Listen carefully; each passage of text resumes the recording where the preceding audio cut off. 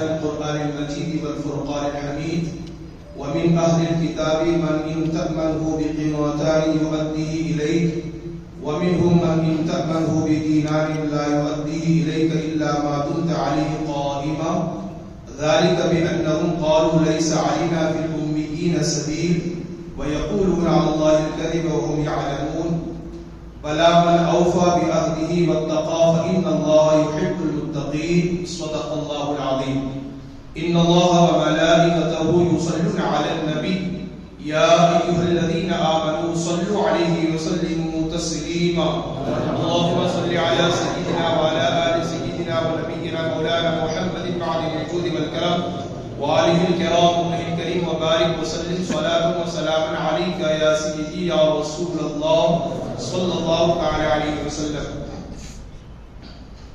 حضرات گرامی، اللہ رب العالمین خدائے وحدہ لا شریک کا بے پناہ شکر اور احسان ہے کہ اللہ پاک نے آج کی اس بابرکت نورانی و عرفانی محفل میں بیٹھ کر ہمیں اور آپ کو قرآن پاک کا درس سننے، اس پر عمل کرنے کی توفیق عطا فرمائے. اللہ پاک ہم سب کی حاضری کو اپنی بارگاہ میں قبول و مقبول فرمائے.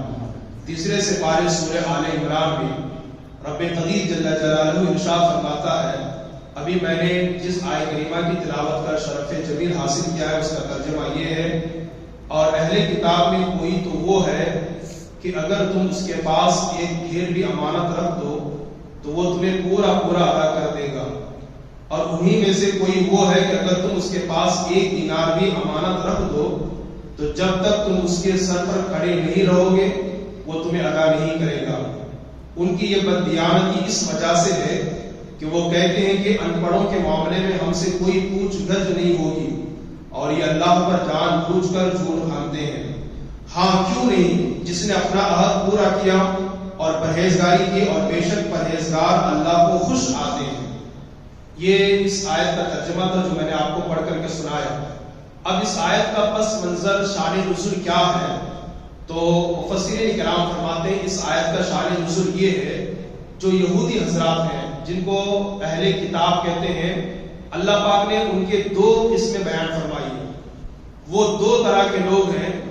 ایک تو وہ ہے کہ اگر ان کے پاس آپ کوئی بھی چیز امانت کے لیے رکھ دیں، جب مانگیں وہ فوراً آپ کی امانت یوں ہی لوٹا دیتے ہیں. اور انہی یہودیوں میں ایک گروہ ایسا ہے کہ اگر ان کے پاس ایک اشرفی بھی بطور امانت رکھ دی جائے تو وہ جلدی سے امانت واپس نہیں کرتے، بلکہ جھگڑا کرتے ہیں، حجت کرتے ہیں، اور پھر ستا کر پریشان کر کے وہ امانت واپس کرتے ہیں. یہ دو طرح کے لوگ یہودیوں میں پائے جاتے ہیں. چنانچہ کی کتاب میں لکھا ہوا ہے کہ رب قدیر جل جلالہ نے اس آیت میں دو قسم کے لوگوں کو بیان فرمایا ہے، ایک امانت دار اور ایک بددیانت. بعض تو ایسے کہ ان کے پاس ڈھیر مال رکھا جائے، ہزاروں کی تعداد میں، لاکھوں کی تعداد میں ان کے پاس مال رکھا جائے، سونا چاندی رکھا جائے، وقت آنے پر بغیر کسی کمی پیشی کے، بغیر کسی کمی زیادتی کے آپ کا مال وہ پورا کو پورا لوٹا دیتے ہیں. جیسے کہ مثال کے طور پر حضرت عبداللہ بن سلام، یہ پہلے یہودی تھے. اسلام جب ظاہر ہوا تو انہوں نے کلمہ پڑھ کر کے اسلام قبول کر لیا.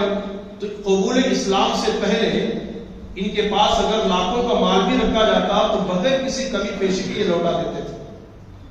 اور کچھ تو ایسے ہیں، ایک مرتبہ ان کے پاس ایک شخص نے 147 کلو سونا امانت کے طور پر رکھا.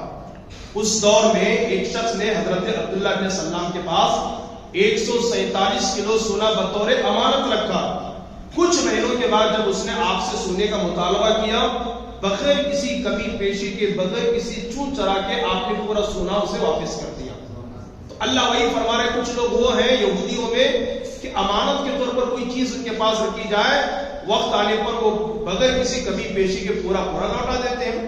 اور کچھ ایسے بددین ہیں، سخت دل ہیں، سنگ دل ہیں کہ اگر ان کے پاس ایک اشرفی بھی بطور امانت رکھی جائے تو وہ بغیر آسانی کے جھگڑا کیے ہوئے دیتے نہیں ہیں. جیسے مثال کے طور پر فنحاس بن عازورہ ایک یہودی گزرا ہے، اس کے پاس ایک شخص نے ایک اشرفی کا مطلب ہوتا ہے 1 روپے یا 1.5 روپے.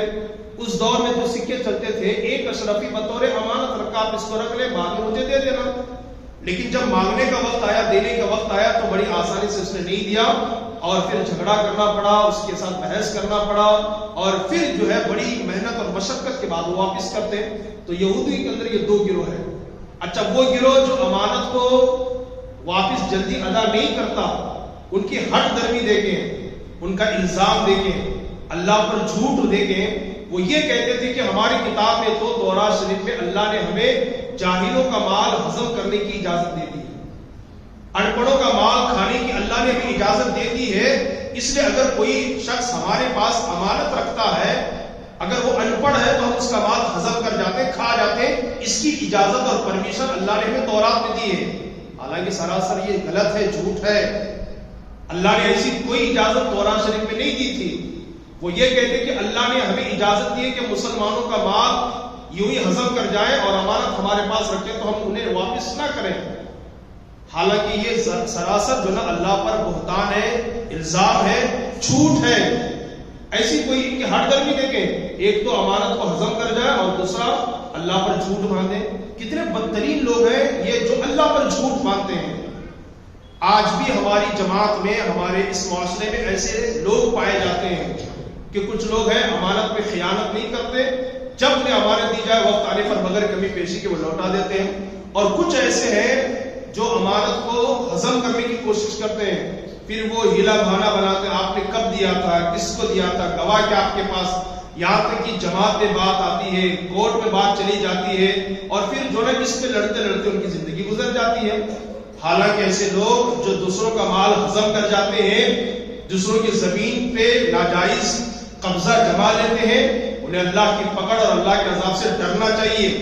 ہم کیا کریں گے ایک بالش زمین لے کر کے، ایک تھوڑی سی زمین لے کر کے ہم کیا کریں گے؟ لیکن اس کے لیے لوگ جھگڑنے کی کوشش کرتے ہیں۔ کیا ہماری نگاہوں کے سامنے اللہ کے رسول صلی اللہ علیہ وسلم کی زندگی نہیں ہے؟ آپ کو یاد ہونی چاہیے اللہ کے نبی صلی اللہ علیہ وسلم جب مکہ سے مدینہ ہجرت فرما رہے تھے، کیا زندگی ہمارے نبی کی؟ ہمارے آقا صلی اللہ علیہ وسلم پورے مکے میں مشہور تھے کہ یہ بڑے امین ہیں، امانت دار ہیں، بلکہ جو کفار مکہ تھے، مشرکین تھے، ان کو اپنے بیٹوں سے، اپنی بیویوں سے، اپنے رشتہ داروں سے زیادہ اگر بھروسہ کسی پر تھا تو جناب محمد رسول اللہ پر تھا۔ انہیں یقین تھا اس بات پر کہ میں اگر اپنی امانت، اپنے پیسے، اپنا سونا چاندی اپنی بیوی بچے بھائیوں کے ہاتھ میں دے دوں گا تو کھا کر کے ختم کر دیں گے، لیکن یقین تھا محمد کے اگر ہاتھ میں دوں گا تو محمد بغیر کمی پیشی کے وقت پر لوٹا دیں گے۔ اس لیے کہ 40 سالہ زندگی حضور کی انہوں نے دیکھا تھا، تو کفار مکہ جب کبھی وہ سفر پر جاتے کاروبار کے سلسلے میں، تجارت کے سلسلے میں، تو اپنی پوری امانت جمع کر کے حضور کے ہاتھ میں دے کر کے جاتے۔ لیکن جب اللہ کے رسول نے نبوت کا اعلان فرمایا، مکہ کے ظالموں نے جب بہت ستایا اور اللہ کی طرف سے نبی کو مکہ سے ہجرت کرنے کی اجازت اور حکم ملا، اللہ کے نبی جب مکہ سے مدینہ ہجرت جا رہے تھے تو بہت سارے دشمنوں کی امانتیں آپ کے پاس تھی۔ اللہ کے نبی کے پاس بہت سارے دشمنوں کی امانتیں تھی، پیسے اشرفیاں تھے، سونے اور چاندی تھے، اشرفیاں تھی۔ حضور چاہتے تو مکہ سے مدینہ لے کر کے جا سکتے تھے، کوئی پوچھنے والا نہیں تھا، لیکن نہیں، ایسی سچویشن میں بھی، ایسی پوزیشن میں بھی اللہ کے رسول صلی اللہ علیہ وسلم جناب مولا علی کو بلاتے ہیں اور فرماتے علی تم میرے بستر پر سو جانا، صبح اٹھنا اور فلاں کی امانت، فلاں کی امانت، فلاں کی اتنی امانت دے کر کے پھر تم مکہ آنا، مدینہ آنا۔ آپ ذرا سوچیں، اللہ کے نبی صلی اللہ علیہ وسلم ہجرت کی رات، مکہ سے مدینہ جانے کی رات بھی اپنے دشمنوں کی اور اپنے قاتلوں کی امانتیں دے کر کے جاتے ہیں، امانتیں لے کر کے نہیں جاتے۔ کہ آج ہمارے مسلمان کی نگاہوں کے سامنے اور خاص طور پر وہ مسلمان جو امانت میں خیانت کرتے ہیں یا دوسروں کی جائیداد پر، دوسروں کے پیسے پر ناجائز کنٹرول کرنے کی کوشش کرتے ہیں، کیا نبی کی زندگی ان کے لیے آئیڈیل اور نمونے عمل نہیں ہے؟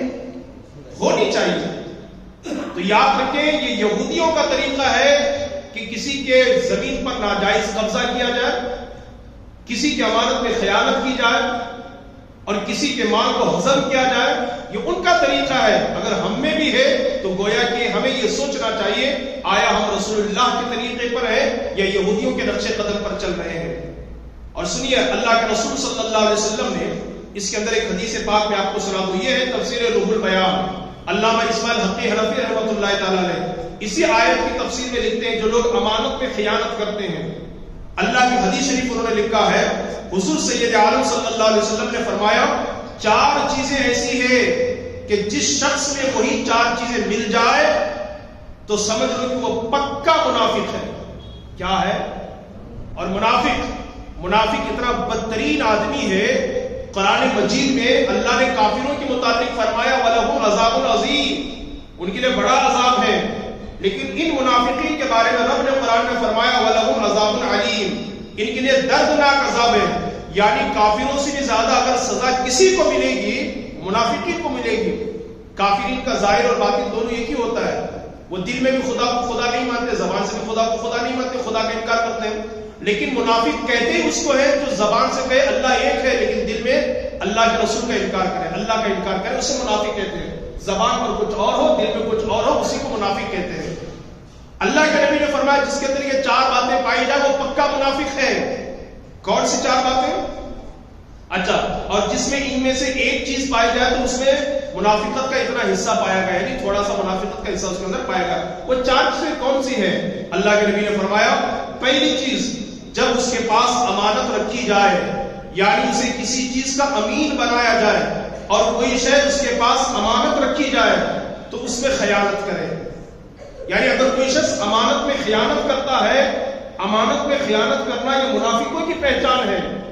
بڑی معذرت کے ساتھ آج بہت سارے مسجدوں کے ٹرسٹی حضرات، سیکرٹری حضرات مسجد کے پیسوں میں امانت میں خیانت کرتے ہیں۔ ابھی ایک جگہ کے بارے میں مجھے اطلاع ملی کہ ایک صاحب نے مدرسے کے پیسے جو چندہ ہوئے اس کو اپنے بزنس میں لگا دیا، پھر پوچھنے پر بتایا نہیں میں اتنا ایسا نکال کر کے بعد میں دے دوں گا۔ یہ امانت میں خیانت ہے۔ آپ مسجد کے پیسے کو، مدرسے کے پیسے کو، لوگوں کی دیے ہوئے پیسے کو آپ اپنے بزنس میں، اپنے کاروبار میں، اپنے دھندے میں نہیں لگا سکتے۔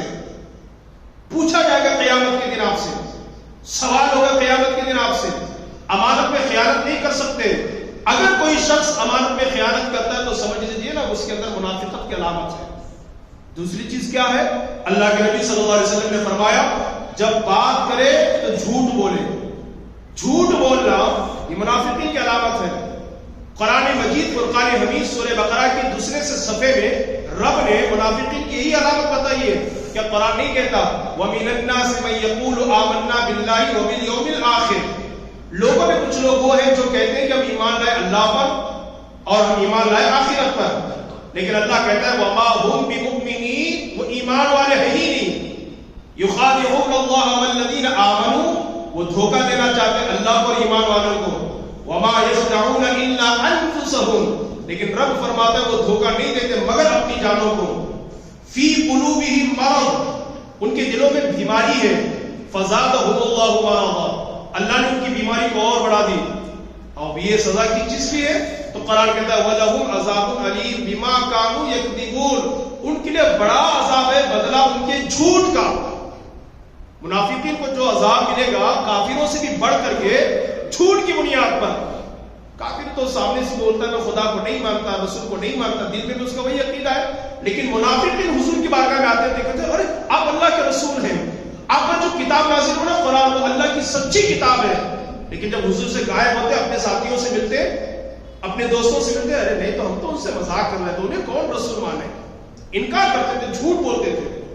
عبداللہ ابن ابی رئیس المنافقین ہے، منافقین کا سردار ہے، ایک مرتبہ اپنے دوستوں کے ساتھ کھڑا تھا، ادھر جناب صدیق اکبر عمر ابن خطاب مولا علی آ رہے تھے، دوستوں سے کہا دیکھو تم چھپ جانا ادھر، وہ جب آئیں گے نا تو دیکھنا میں ان سے کیسے ٹھٹا کرتا ہوں، کیسے مذاق کرتا ہوں۔ تھوڑی دیر میں جناب صدیق اکبر آئے، ہاتھ میں ہاتھ دے کر مصافحہ کیا، کہا ابو بکر آپ کے رسول سچے رسول ہیں، آپ کے ساتھی محمد جو نا وہ اللہ کے آخری پیغمبر ہیں اور ان پر جو قرآن اللہ نے نازل کیا نا وہ سچی کتاب ہے۔ جناب صدیق اکبر نے سنا اور خاموشی سے نکل گئے۔ تھوڑی دیر کے بعد جناب عمر آئے، ان کے ہاتھ میں ہاتھ دے کر کے مصافحہ کیا، یہی بات گئی، عثمان غنی سے یہی بات گئی۔ تقریباً مولا علی رضی اللہ تعالیٰ عنہ جب تشریف لائے، ان کے ہاتھ میں ہاتھ دے کر کے عبداللہ ابن ابی نے مصافحہ کیا اور کہا اے علی تمہارے جو رسول ہیں محمد عربی صلی اللہ علیہ وسلم وہ سچے رسول ہیں، ہم ان پر ایمان رکھتے ہیں اور ان پر جو کتاب قرآن اللہ نے نازل کی وہ سچی کتاب ہے۔ مولا علی نے سنا تو فرمایا اے عبداللہ ابن ابی نفاق کو چھوڑ، منافقت کو چھوڑ، اس لیے کہ منافقین جہنم کے سب سے نچلے درجے میں رہیں گے۔ اب کیا بات کرتے ہیں، میں تو پکا مسلمان ہوں۔ مولا علی چلے گئے، پھر اس کے بعد اپنے دوستوں کے پاس سنا تم نے میں نے کیسے ان کے ساتھ مذاق کیا، کیسے ٹھٹا کیا ہوگا، کیسے بنایا میں نے ان کو. یہ منافقین کے علامت ہے. سامنے کے کہ آپ اللہ کے رسول ہیں. قرآن میں رب کہتا ہے محبوب یہ کہتے ہیں کہ آپ اللہ کے رسول ہیں، یہ جھوٹے ہیں، لیکن آپ کا رب کہتا ہے کہ آپ اللہ کے رسول ہیں. آپ کا خدا کہتا ہے کہ آپ اللہ کے رسول ہیں. ان کی گواہی کا کوئی اعتبار نہیں ہے. یہ منافق جہنم کے سب سے نچلے درجے میں رہیں گے. تو میرے نبی نے فرمایا جس کے اندر 4 باتیں وہ پکا منافق ہے. پہلی چیز، جو امانت میں خیانت کرے وہ مومن، جو بات کرے جھوٹ بولے. آج بات پر مسلمان جھوٹ بولتا ہے. منافق تو نہیں کہیں گے، لیکن منافق کی جو پہچان اور علامت بتائی گئی وہ علامت اس کے اندر پائی جاتی ہے. کون جھوٹ نہیں بولتا؟ بات پر جھوٹ، مذاق میں جھوٹ، ہنسانے کے لیے جھوٹ، تفریح قلب کے لیے جھوٹ، کسی کو ڈرانے کے لیے جھوٹ، قدم پر جھوٹ. سنیے، جھوٹ بہت بڑا گناہ، کفر اور شرک کے بعد سب سے بڑا گناہ اس کو قرار دیا گیا. تیسری بات کیا؟ اللہ کے نبی نے فرمایا جب وعدہ کرے تو دھوکہ دے، یعنی وعدہ خلافی کرے. جس کے اندر وعدہ خلافی کا عمل ہو رہا تو اس کے اندر بھی منافقت کی علامت ہے. چوتھی چیز کیا ہے؟ جب جھگڑا کرے تو گالی گلوچ بکے، یعنی حق سے تجاوز کر جائے. کچھ لوگوں کی عادت ہوتی ہے تھوڑی باتوں پر جھگڑا کرتے گالی گلوچ. ہمارے یہاں نوجوانوں کا حال تو یہ ہے کہ مذاق میں اتنی گندی گالیاں دے دیتے ہیں. کامن سی بات ہے، کوئی گالی را سے شروع ہوتی ہے، کوئی گالی چھی سے شروع ہوتی ہے. یا را اور چھی کے بغیر ہمارے نوجوان بات ہی نہیں کرتے. میں برا نہیں بول رہا، شروع کا ایک لفظ بول رہا ہوں. را سے کیا بولتے ہیں نوجوان، چھی سے کیا بولتے ہیں نوجوان. اس کے بغیر تو کوئی بات ہی نہیں کرتا. بات میں گالی دے کر کے نوجوان بات کرتے ہیں. تو اللہ کے نبی نے فرمایا جس کے اندر یہ 4 باتیں ہو وہ پکا منافق ہے. یہ حدیث میں آپ کو پڑھ رہا ہوں، یہ حدیث سنا رہا ہوں، نبی پاک کا فرمان میں آپ کو سنا رہا ہوں.